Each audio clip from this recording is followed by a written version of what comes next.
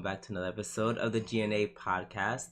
I am that very emo cousin of yours who just always sad over all the time because he lost his girlfriend and she went crazy and he's gonna be sad and alone forever and ever and ever. Doobie doo. And I am someone who does not take Akito's shit. Sobroni. I'm glad we came from the same angle this time. I feel like this is like the second time this has happened in like a month. Yeah. Where we almost took the same thing.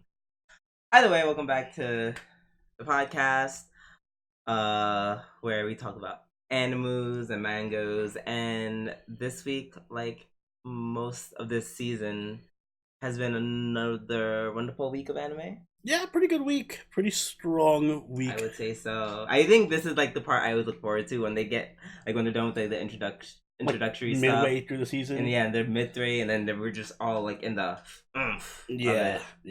Speaking of which, let's get in the oomph of it with Attack on Titan 3 Part 2, Episode 4. I really the murder spree. I'm really trying not to make this my episode of the week, but I feel like I feel like I kind of have to. Mm-hmm. It was like I think I'll like tie it. I'll tie it with something else. All right.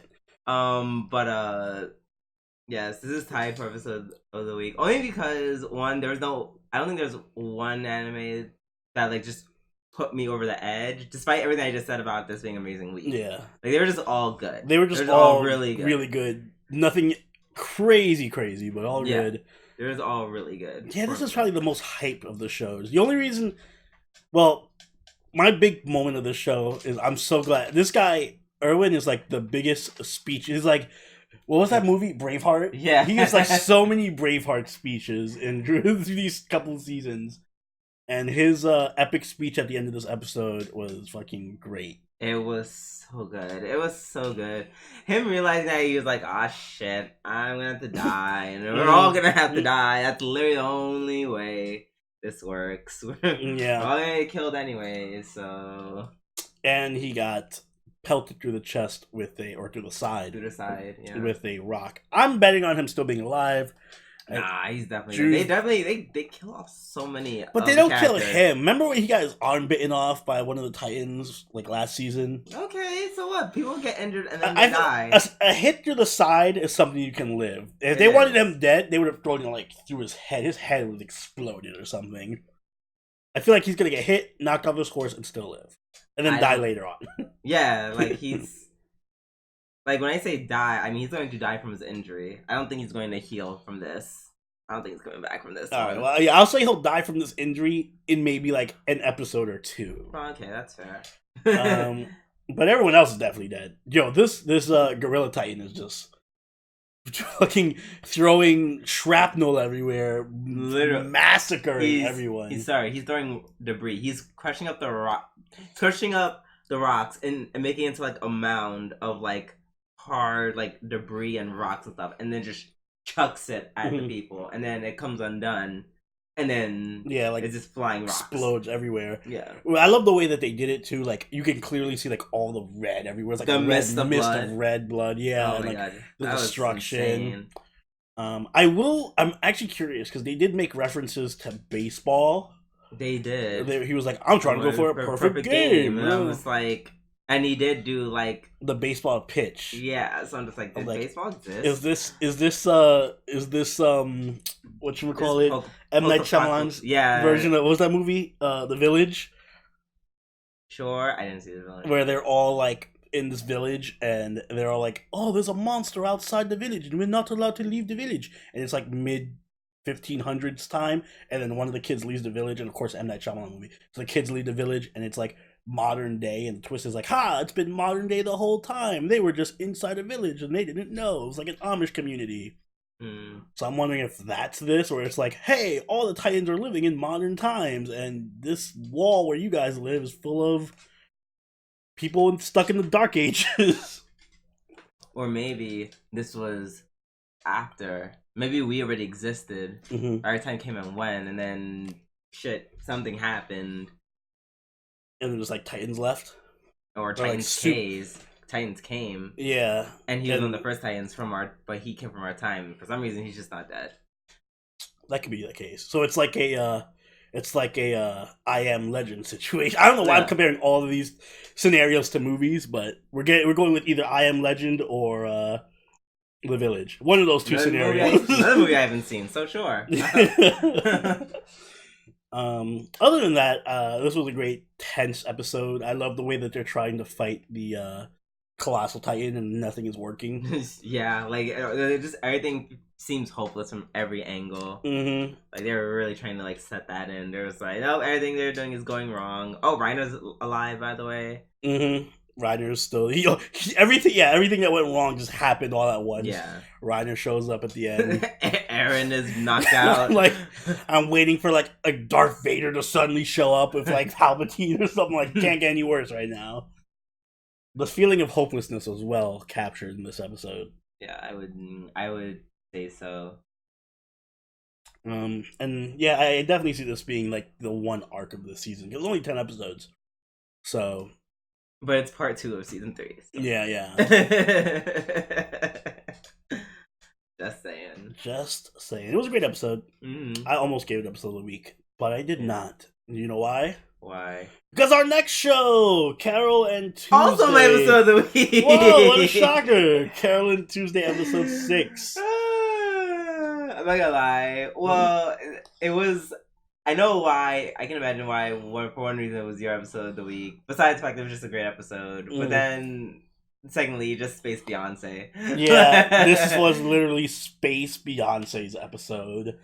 There was a couple of really, really great things in this episode, and a lot of them had nothing to do with Carole and Tuesday themselves, which was awesome, because I feel like this episode was so good with world building. Like, oh my god, it really is. There's something going on with Space Beyonce and Skip, because they both were singing to each other.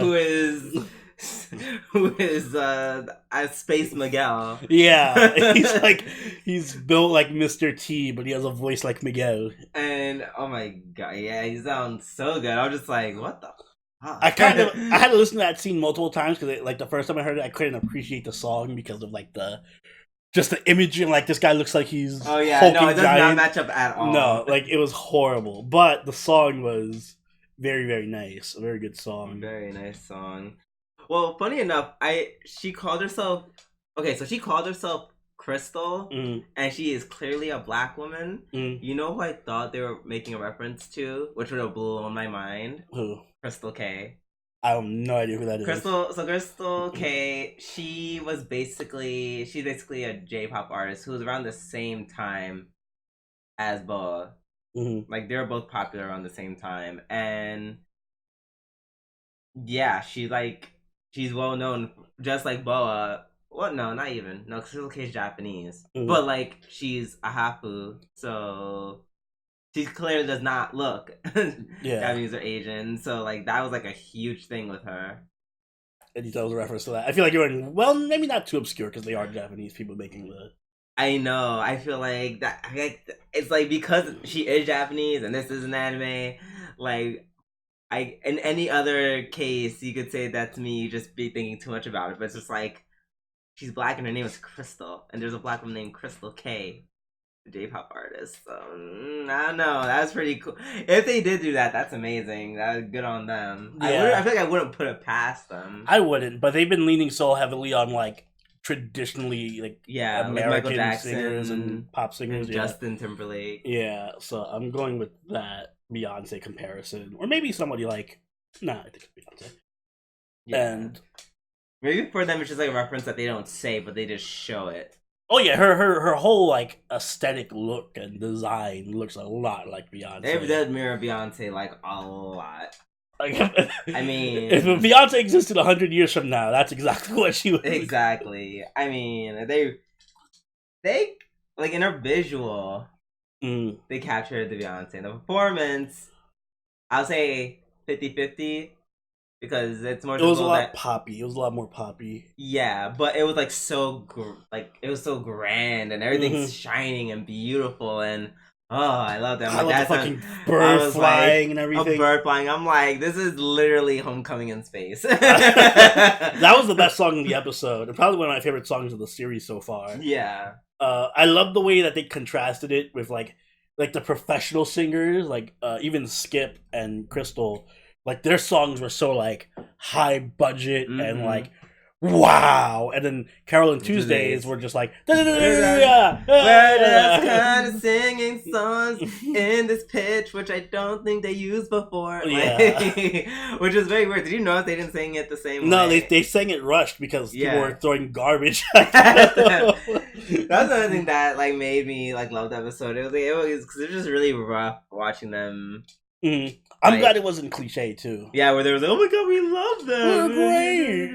Nah, they were like, nah, we want like, could you imagine if like some no-name artist came up when you were supposed to be getting Beyonce? Oh, and it's not just that. It's like imagine you were going to see like a Metallica concert, and then like 2 kids show up on stage, like playing piano and guitar, singing about laundry. That's actually very That's actually very accurate. Because he got on and he's like, "Who the fuck is ready to die?"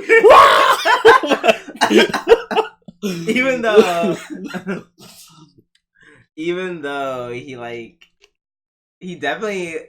It's like I wonder did the subs match what he was saying? Because he was just like, like he was just like mindlessly yelling. I would like to think that he was mindlessly yelling in his own language, and that was a translation or something. Yeah, but I don't know what happened to him. He looked like he just ran off stage, exactly, and just fell and died or something. And then gone. That was awesome. Also, there was like a lot of those little funny moments where it was like it didn't linger on it too long. But yeah, but it was funny. Like the one where Tuesday drinks Joshua's liquor or whatever. Yeah, exactly. And she gets drunk, but it's not like she's over the top drunk. She's just like, no, let's go. Yeah, and you can see her like kind of zoomed out, like her expression looks kind of like. Fucking. What's his face? Oh, Erdogan. Oh my god. He had like 5 seconds of screen time. And it was great. God, he's so stupid. Like, I would hate him so much if he existed. Yeah, if he was in real life, I'd hate this dude more than anyone else. But God, because he's a character, he's so funny. He's so obnoxious and stupid. Like, there's a scene, and they make it so that you think he's talking to, like, the girls. Like, I know you. Who are you guys? And then you just hear him, oh, me? I'm Erdogan. Like, he's just talking to him. And I'm like, what? He's just like, yeah, I know him. And he's like, what does he say to Rodney? Yeah. He's like, how do I look today or something like that? And Rodney's like, oh, you're the best Erdogan ever's been or whatever. Like, they keep referring them in the third person. Yeah, right. And he's like, and then he just opens the door. He's like, he's like, I'm here. I'm here. Like, he's so stupid. I kind of want to see him get like. I want to see like a collab with him and Carole and Tuesday. Oh, fuck no. I want to see them like interact with each other more. Oh God, I do want to see more of him, but I don't think I want to see that. Not that much. Not with them together. It's not necessary. Oh, that was so fun.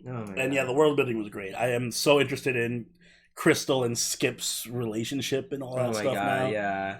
That was so... Oh my god. He was like, I'm going to play the song, my first... Like, what did he say? It was a song that he made for you? Yeah, it was like, this is your song or something. I'm playing your song. And, I don't know, both their songs are about, like, meeting the other person and, you know, unrequited love and all that stuff. So I'm just like, just fuck her. Yeah, I'm sure they are behind this, like behind this concert scene. Yeah. Good episode. Let's move on to One Punch Man. Episode 6. Yep. One Punch Man season 2, episode 6. I have literally just 4 lines of notes. If that. Was it that uneventful of an episode? No, it wasn't. It was just like, well, first of all, we were eating the most disgusting. That may influence our perspective. Benedict. No, it wasn't even eggs Benedict. It was eggs Florentine. Which wasn't eggs Florentine because it clearly said the eggs Florentine is a variation of eggs Benedict.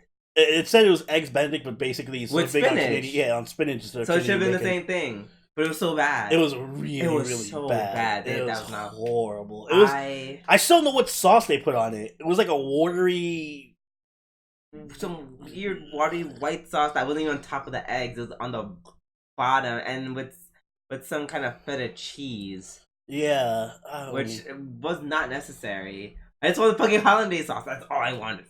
How do you fuck up eggs Benedict? You just put eggs in hollandaise sauce. I guess they didn't know how to make hollandaise sauce.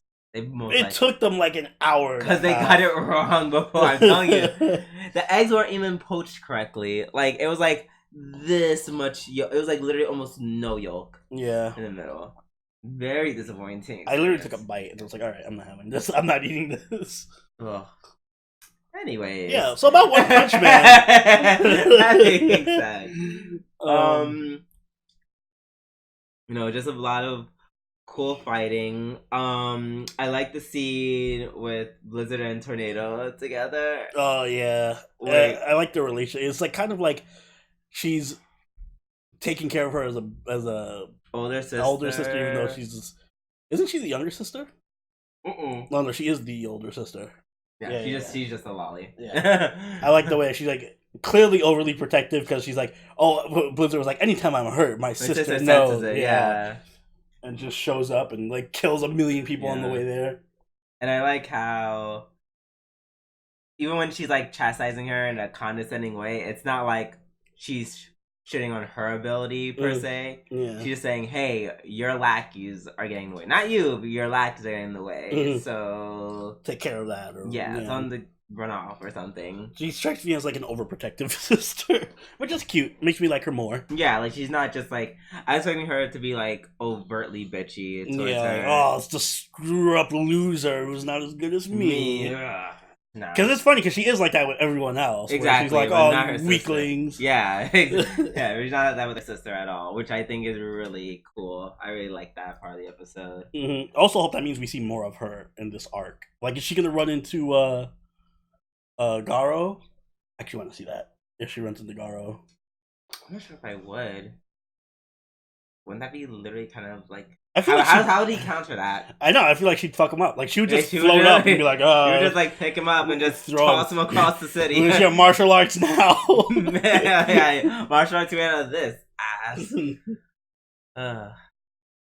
Even though I'm pretty sure Garo's the one who just took down Genos. You think so? Well, yeah, this sounded like he was like, it kind of sounded like his voice. Like he said something, or someone said something before they attacked Genos. And it sounded like Garo. Yeah, they didn't show who attacked him like the second time, right? No, like he was like, oh, someone's coming at me at extremely high speed. So. Yeah. So, I like the way that this episode... See, this episode did a better job of switching between the tournament and the action outside the tournament. Yeah, I would say so. Because it was like a link there, and the tournament was actually having battles and fights, so it wasn't as much of a, like... Even though they were pacing. I mean, fights with those strong words. Yeah, all right. Well, very short fights. Yeah, but a lot of the fights involved Saitama, so obviously we're right. Only one involved Saitama. Just the one. Well, the other guy won in like one hit too. The other guy was other Saitama. Yeah, I'm referring to him as Saitama 2. Yeah, Siryu. Yeah, I like that they're both. I feel like. Maybe I'm reading too much into it, but it's like a parody of Shonen. Or like the Shonen anime where it's like, oh, I'm strong because my friends give me strength and I train every day. And this guy in Siryu is just like, oh, I'm strong because I'm just like you guys just suck. Well, Saitama actually just trained until he became that strong, and then this guy was just like, I just kind of talented and I just get strong because I want my life to be easy. Yeah, I want to get paid and make money and stuff, so I'm strong. Like chill, yeah. Mm-hmm. So I think that's really cool. I'm glad they bring callbacks to people who I completely forgot existed. That Snake guy who was in the tournament was from the first season. He was like the guy who originally tried to attack Saitama because he was in the Oh yeah, heroes thing. the Snack fist or whatever. Yeah. And then he also lost to the Sea King in that arc. So like he keeps it's like a recurring, extremely minor character who just keeps getting his ass beat everywhere. And he got his ass beat by Syria, taken out in one kick. He's like the ultimate ass. Like he's the ultimate target of all the enemies. Just lose to him. Yeah, or he loses to them. So yeah, this episode was more fighting.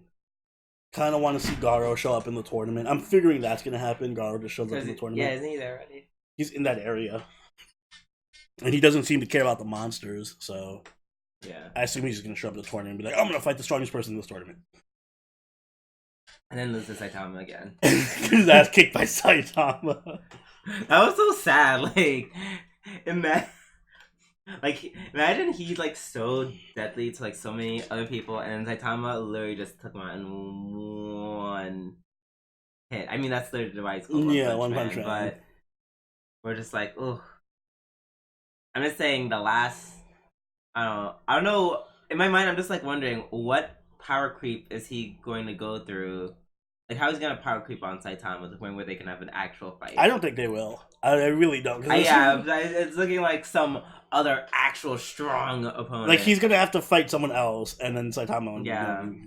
Like someone on the tier, like that alien. Yeah. Well, the show's good at that, though. It's always good at like still building tension, even though you know Saitama's gonna beat them all in one punch. Yeah. Because it's everyone else is fighting. Yeah, it's everyone else fighting, and he just happens to be caught in the crossfire sometimes. Yeah.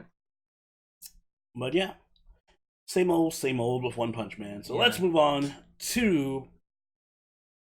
You know what? I'm gonna make this my other episode of the week. Since we have two, I'm gonna have two. Fruits Basket episode 7. This was a sad episode. Yeah, that's why I'm just really like, it was just like, oh my god, and my whole village was killed by my brother, and then, I mean, my girlfriend went crazy because my crazy cousin ? Why don't they just punch Akito? I don't understand. Maybe I forgot. I'm about to like look up what Akito's powers are because I would just punch the shit out of him. Like, he's not really. Why is he in charge of everything? He's just head of the family. Okay, well, I can hit the head of the family if he's being a dickhead. Like, okay, let me rephrase that. Would you try doing that Kakagurui? Okay, would you try? Well, all right, but what's her name is actually intimidating in Kakagurui. She like literally punch her. Some invisible force will literally take your head and just snap it. What Agito's like a little crybaby weakling who's like too frail to leave his room. I'd push that kid out the window, Game of Thrones style.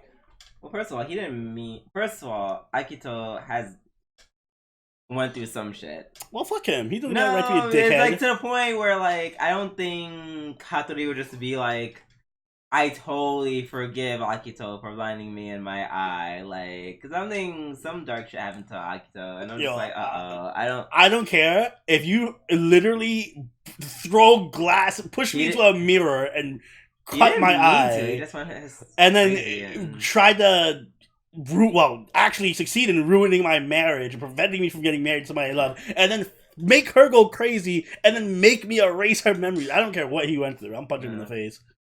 I don't know. We have to learn more about this curse. I mean, yeah, if you want to punch him in the face, I can't. I'm not saying what he did was justified. I'm not trying to justify it. I'm just saying. Stop being an Akito apologist. I'm not. What are you, part of the Soma family? I'm not. Why do you think I hug you all the time? That's why I don't like women around me. That's the reason. Yeah. That's why. Man, whoever is like someone who's actually gay, they must have it so easy. It should be like a spin-off. One of the Zodiacs is gay. Just like, I don't know what the problem is. What curse? Excuse me when I go hug my boyfriend. Maybe Akito's gay. What does that have to do with anything? He's like, oh, I can get married here. Well, I'm just gonna go to America and get married. Oh my god, the spin-off's happening right now. Yeah. He wants to get married, but he can't because maybe he was trying to get Hattori. Maybe he has a crush on Hattori, and that's the whole reasoning.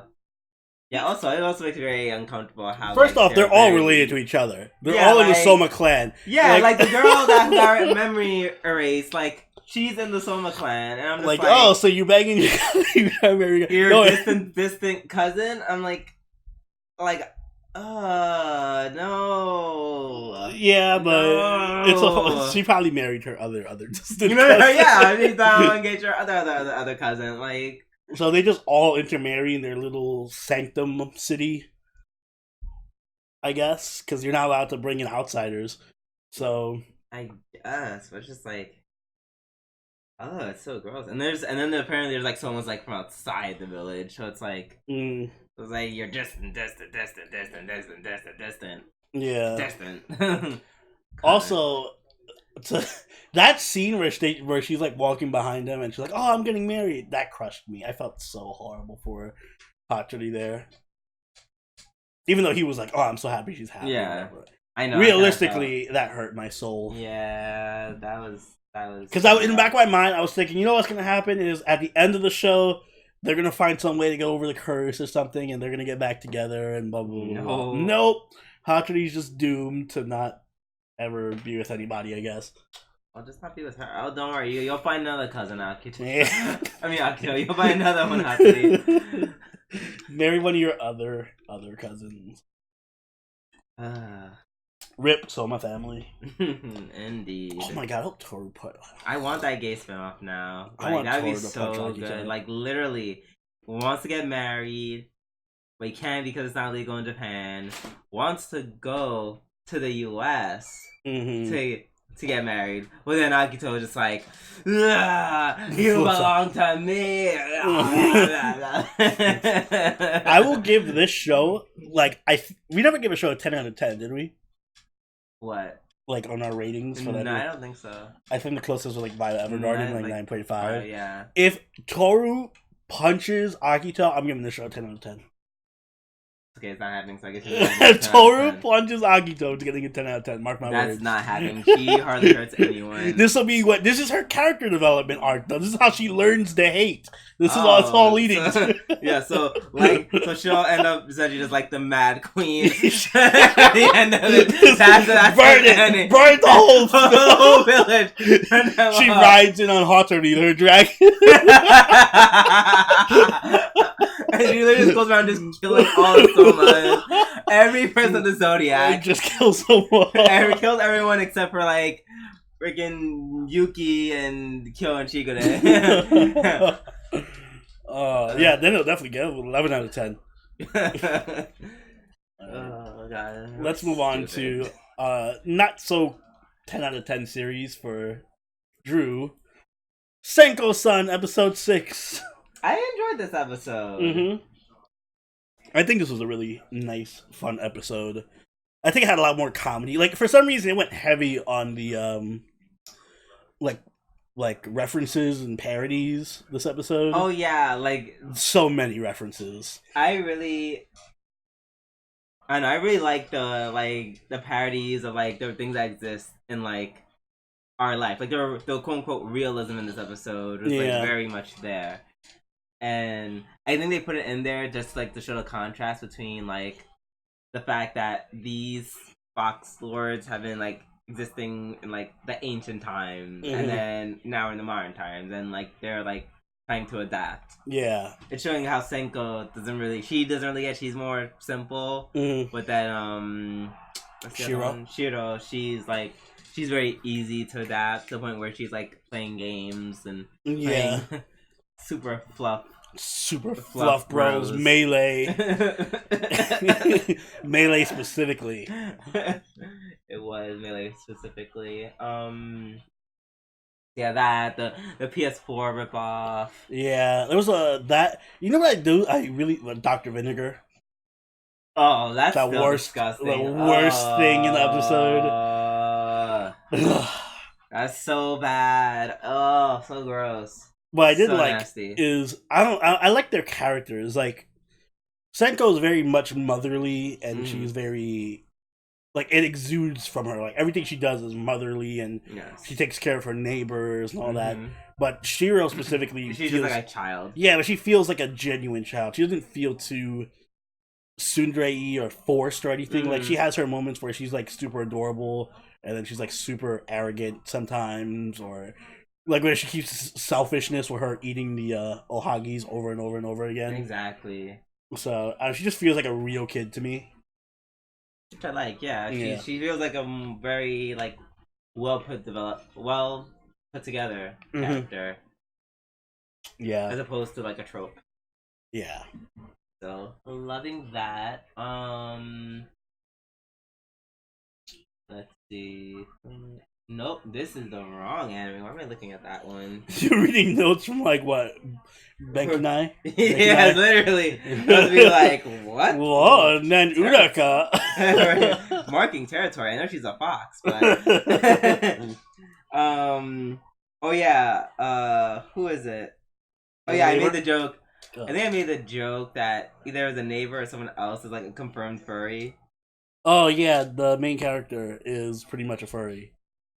Not gonna. All his games are about furry and fluffing and tails. Yeah, I'm like, okay, so you're just a furry. He lives his life dangerously. He's a furry and a lolicon. It's like the ultimate concoction of degeneracy. The only thing you have to be is into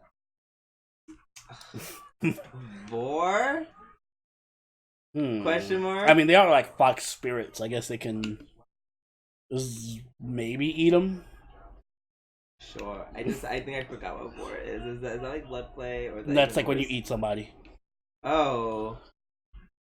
Oh. Oh.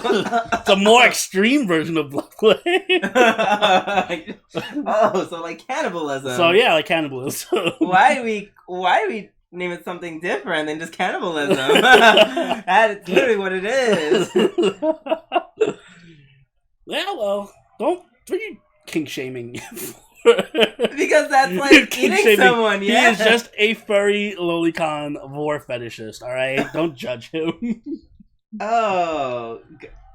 Do you have anything else to say before we move on? Oh god. I want to head pet Shiro. Next up, we have Benkyou got Dekinai episode 7. Distinctly does not feature vor of any sort this episode, at least for now.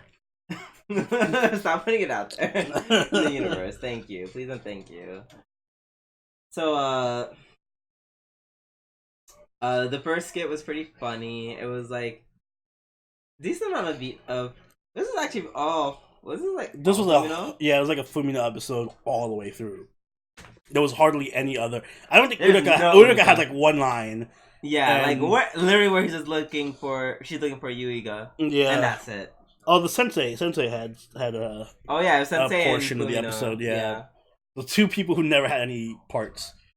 But yeah, the first part was really cute. The Rizu showing up without glasses and Fumino mistake. I'm actually growing to like Fumino a lot.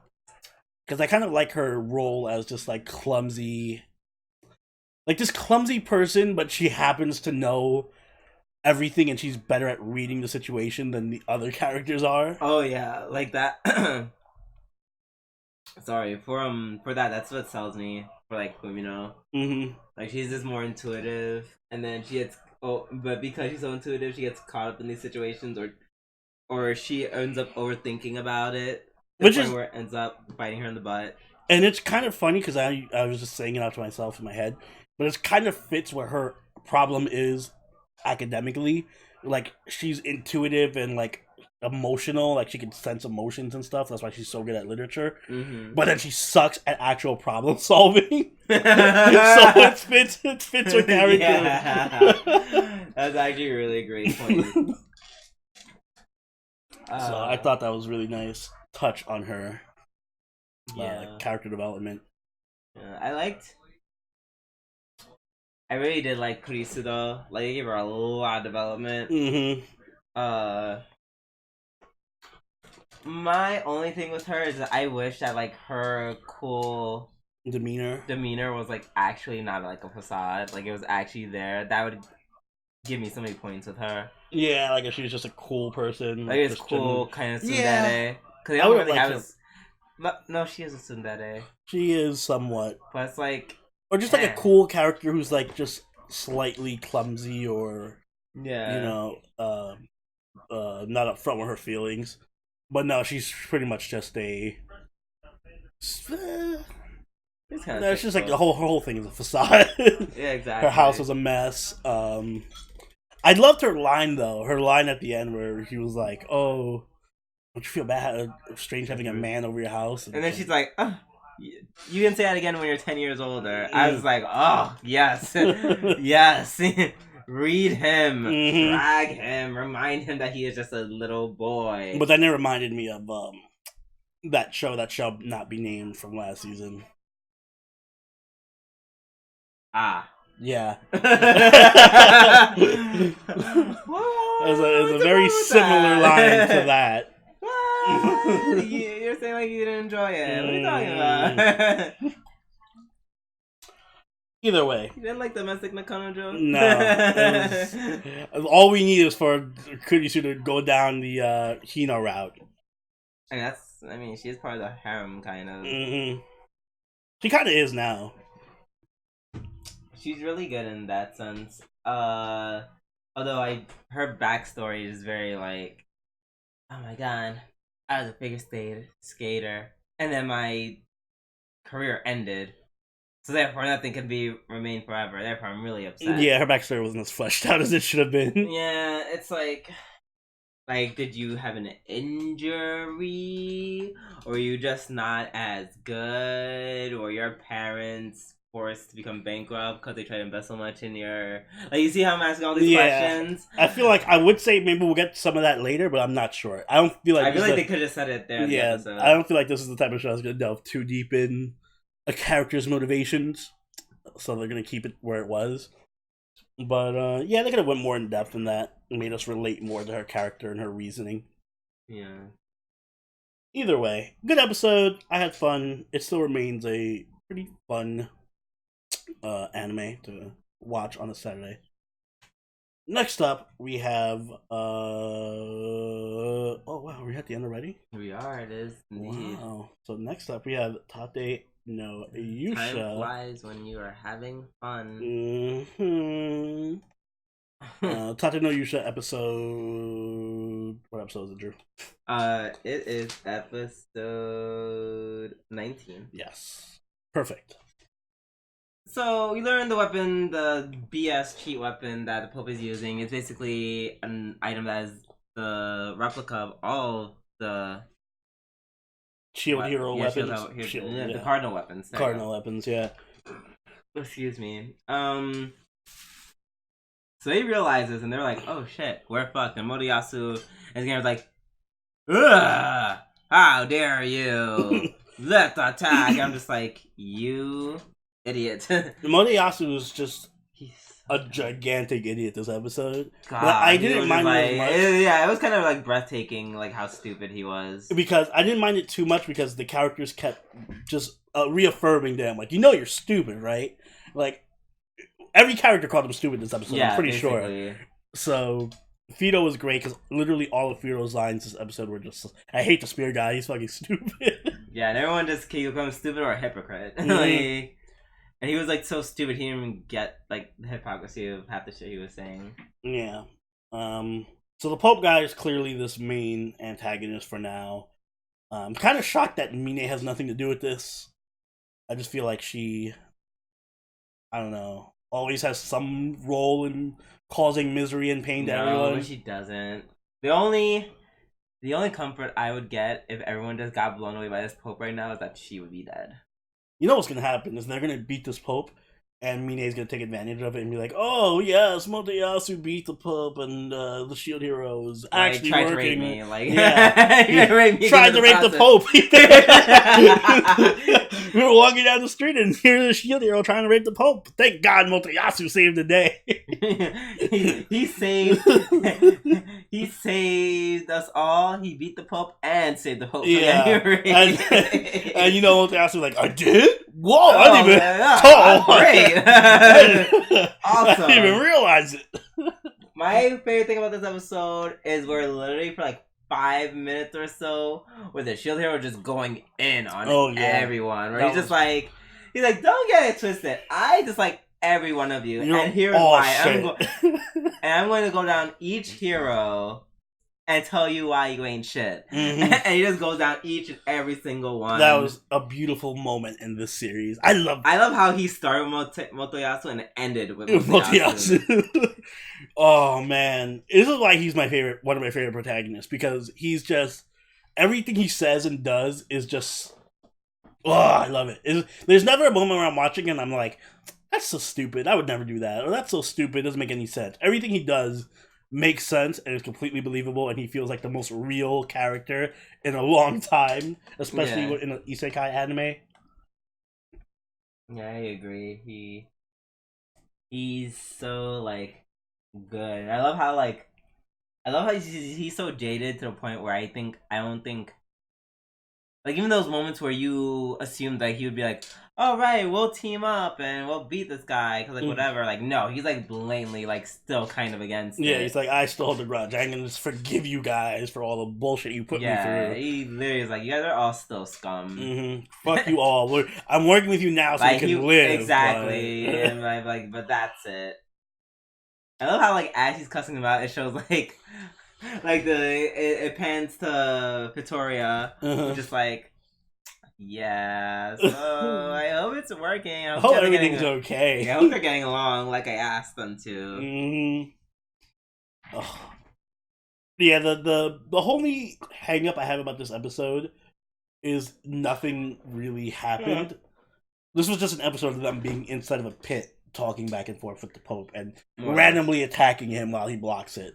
And him randomly attacking them while Naofumi blocks him. Yeah. So it was just kind of like, okay, so is anything in that? Nope, okay. Nothing too crazy happened. It was what it was. Yeah, though. It wasn't bad. Had a couple good moments. Yeah. I'm hoping this leads up to like, shit, we're almost towards the end. There's only 5 or 6 more episodes. I would hope so. I don't know. Does that mean this Pope is going to be the last? No, you're probably going to kill him next episode. Yeah.